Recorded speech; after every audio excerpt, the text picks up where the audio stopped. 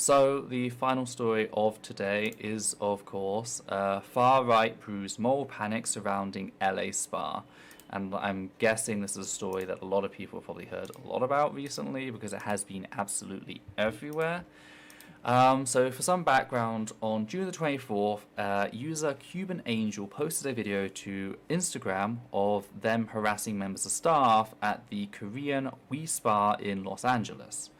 The women claim to have seen a trans woman, who they misgender as a trans man, exposing herself to minors in the spa. The video fails to show any children, let alone a trans person, present. At the end of the video, they lead off to show, and then the video conveniently cuts out. The spa has also come forward to dispute the claims made, noting that whilst they do have trans people who use their service, none of them had an appointment booked for that day, and the spa is appointment only, and they have the records to show it. Of course, there's always a possibility that there was someone they didn't know was a trans person who was attending, but again, there is no evidence at all to support what happened. Also, it should be noted that in the video, as they were recording, one of the women who was harassing the staff there stated, and I do quote, "I'm recording this because I'm gonna make a big deal. I'm gonna take this very worldwide," end quote. This, with the lack of evidence that anything actually happened, has led most reasonable people to conclude that the event either didn't happen at all or had been staged. The last part in particular was compared to other anti-trans content. For example, in 2015, transphobic bigots at Washington State encouraged cis men to enter women's facilities to terrorize cis women. This is a common thing we've seen all the time where, transphobic bigots will tell cis men to enter women's spaces, like as if that's comparable to trans women, etc. And these people will deliberately do disruptive shit in order to say, oh, well, this is the issue with having trans people here, and it's not. For example, there was one person who wanted to do an experiment of entering women's bathrooms where they dressed up in a really horrifically stereotypical, sort of oh, I'm a trans woman, and it was a seriously awful wig, terrible makeup, dress, etc. Pretty much a drag act that's trying to mock trans people. And then they tried to force their way into a bathroom which was single occupancy, and act as if that was at all the same as a trans person using a multi-person public bathroom.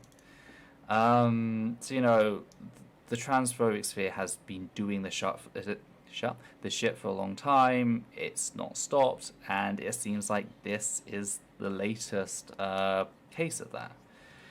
Since the incident, far-right groups have been turning up regularly, assaulting members of the press, counter-protesters, and even accidentally stabbing one of their own. One person also pulled a gun on someone recording the far-right violence and threatened to shoot them.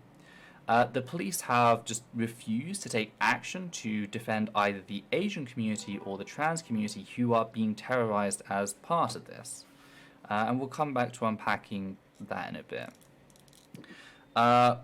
What I saw this morning is the fact that yesterday a number of human rights activists, including trans people, turned up to counter-protest the far-right groups, which includes groups like the Proud Boys and Mass Resistance, who plan to protest the We Spa. At that protest, armed members of the Los Angeles Police Department can be seen ramming into a trans person, stealing their trans flag, stomping on it, and running off with the PVC pipe flagpole. Some might say that they had to confiscate the flagpole because, they might have used it as a weapon, the whole soup for my family thing. Again, it was PVC piping. You hear how it dunks in that plastic sort of sounding. It was not going to be used to hurt anyone. Yeah, it's basically a budget boom whacker. Yeah, the police just wanted to show force. They just wanted to terrorize the trans people who were present.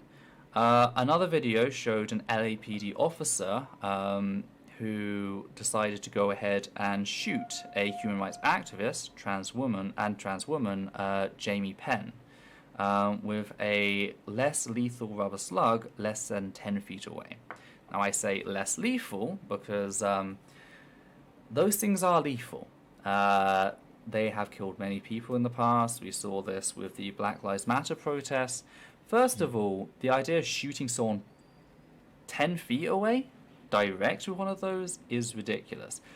They were designed to be shot 50 feet away and rebound. So you're supposed to shoot at the ground and it rebounds at the person you're going at. So to shoot someone directly from 10 feet away, that is intention to kill. It doesn't matter if this, is technically classed as non-lethal. It is fucking lethal. The way it was applied there is fucking lethal.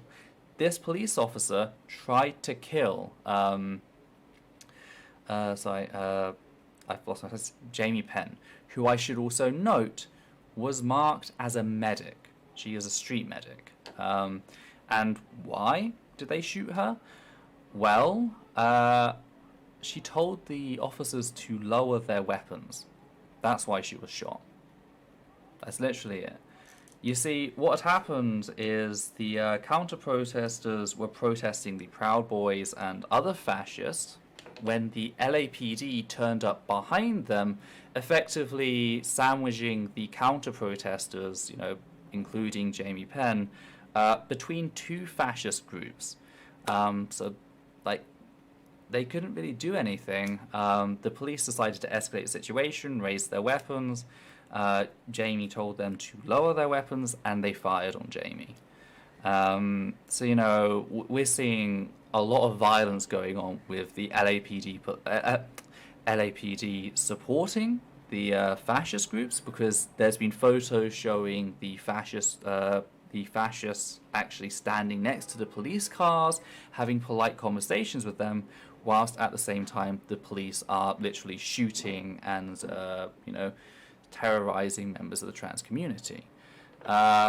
The police have tried to disassociate what's happening from the trans protests, etc. They're trying to pretend like it's just a generic protest, and it's like, no, this is about the trans community and violence against trans people. However, there is one thing that I've seen kind of absent from all of the commentary on this, at least from the mainstream, and that's the fact that another group impacted by all this are East Asians. Again, the We Spa is a Korean spa, and all of this claims that they're allowing trans people to flash children, which also taps into the whole canon conspiracy. All that QAnon, sorry, yeah. All of that follows on from years of a fucking xenophobic, racist piece of shit president talking about, the dangers of the Chinese, etc. And I know Chinese and Korean are separate nationalities, but that's the thing. Racists don't see it that way. They just see East Asian, if they even distinguish between Middle Eastern, South Asian, and East Asian. Just as a brief example, anyone who's heard of the musical Cats, they have a really racist song in there called Wild Tiger's Last Stand, which literally homogenizes pretty much all of Asia in this one song. You might know the difference. Racists do not. Anyway, it's the same thing that happened after 9/11 with Middle Eastern. Of course, 9/11, everyone was blaming it on the Muslims and Middle Eastern people. And yet South Asian people were being assaulted, like Sikhs, for example. Racists do not care to differentiate. So it comes on the tail end of years. Okay, Trump is the most recent, but he's only the most recent. The whole hatred for East Asian goes way, way back. You, of course, had the Chinese Exclusion Act, for example. So, they're also a community that's being impacted by this, because they're stuck in a situation where, in order to operate within accordance to the law, they have to allow trans people to access their spa. Now, I should note, the spa hasn't had any issues. all minors at the spa must be accompanied by a guardian or adult over the age of 18. Again, no adult has come forward to corroborate these claims made by these religious zealots, because again, if you look at the Instagram page of these people, they are religious zealots. No one's come forward to corroborate those claims, etc. So, you know, that they're stuck in a situation where, by law, they have to accept trans people, and they have plenty of trans clients, and they're happy with them. Except now the racists are going to use that to say that, hey, you're supporting paedophilia, which has never been corroborated or whatever. And, you know, that's just such a horrific situation to be in. It really is this perfect storm of transphobia and the whole queer predator myth, you know, East Asian racism, and, again, the whole QAnon thing. It's just all of it has come together in this one place. And the police is just openly supporting fucking Nazis. So, yeah. Then again, I guess, as mentioned earlier, birds of a feather. So, Hey. I'm sorry. No, you're not. There's a couple of things that I wanted to note here. One is the Jaws effect, and it's that something that I've kind of noticed here. If you don't know what the Jaws effect is, it's the way in which fictional media can impact actual policy. Probably most of you know the Jaws film and how it portrays sharks as these, you know, man killers out on the prowl, just looking for, you know, swimmers to chomp on. And even though this is completely fictionalized, it had a drastic impact on the policies relating to sharks and the safety of swimmers, etc. Sorry? Jaws was released in 1975. That explains so much. Yeah. Because, of course, shark culling and, like, shark scares are a big thing here where I live, right on the coast, where we have great whites out there. And I, for some reason in my head, thought that Jaws was released much more recently than before I was born. Prior to the Second World War, sharks were not thought to eat people, really. Oh my God. That was thought to be like fishermen's tall tales. Then after the war, there was a few incidents that happened up and down the coast in in the US, and one of those was the incident which inspired Jaws. I think it's actually mentioned in the film, if I remember correctly, where there was over a few days, I think there was 4 people who died. Now, whether it was one shark or multiple sharks is unknown to this day. However, things still kind of died down after that. Swimmers didn't think about sharks as a danger until it came around to the Jaws book, and then the Jaws movie. And it's in the 70s that we start to see this pickup in anti-shark mentality, the idea that sharks are the biggest danger on every beach.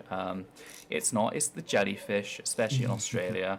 You know, Yes. and again, this fictional narrative, this book and later movie, has decimated the shark populations, which is a really bad idea when it comes to like ecology, because of course they're a keystone species.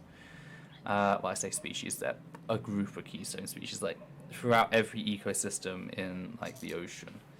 And it's like we're seeing the same fucking thing with like the whole trans panic throughout everything, you know, sports, bathrooms, everything.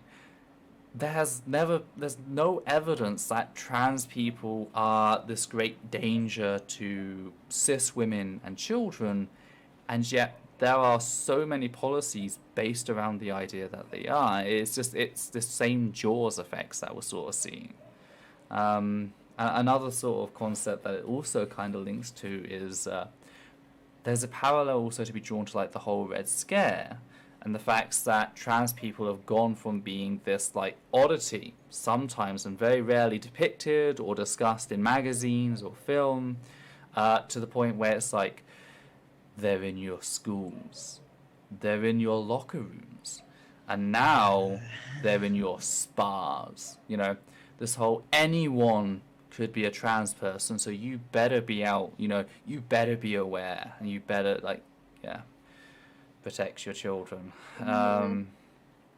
I'm sorry. I realize I'm just rambling at this point. No, not you, just the subject matter. Yeah, I'm sorry. It's alright. But it's just, yeah. So I do think there needs to be more discussion had on how this is impacting the East Asian community, because of course I feel for like people like Jamie, because like she got shot. Thankfully she's alive. She seems to be trying to gather videos of her shooting so she can perhaps take it to court or whatever. Of course I feel for her. I feel for every trans person who's just living through this horrible time. But at the same time, I feel fucking sorry for East Asian people who have just been caught in the middle of this fucking, transphobic spiel, because it really just is just absolutely horrific. I can't imagine what's going through them, and like part of me is really worried that if this sort of thing continues and continues to escalate, etc., that the East Asian community might start, like, at least portions of it might start resenting the trans community because of how, like, we. I say we drag them down, but of course, like, that's not what's happened at all. It's the fucking fascist inventing narratives, and they're seen as collateral. But yeah. I don't know if there's anything you two would like to add to what I said. I can't really think of much. You know much more about this sort of thing than I do. I'm sorry my analysis hasn't... Oh, sorry, Robin, sorry. Neither can I. I'm sorry my analysis there at the end kind of got very muddled and mixed. I'm just having a very rough day. In fairness, like, we're both exhausted. Yeah. It's just... Yeah, I mean... Honestly, it's a fucking nightmare. And, I've been seeing a lot of trans people posting about the facts that it just seems to be... The last fucking, 6-7 years have just been a constant horror show. And it's not just soul crushing. It's also... It's just exhausting, constantly expecting the next danger to come around the corner, because that's what we've experienced. That's what's been the case for the last 7 years. Yeah. Which kind of relates back to our discussion of, trying to, your own DIY exposure therapy. It has the same impacts. Mm-hmm. And like, on top of all of that, you can't even have the luxury in some cases of consoling yourself that it's not real.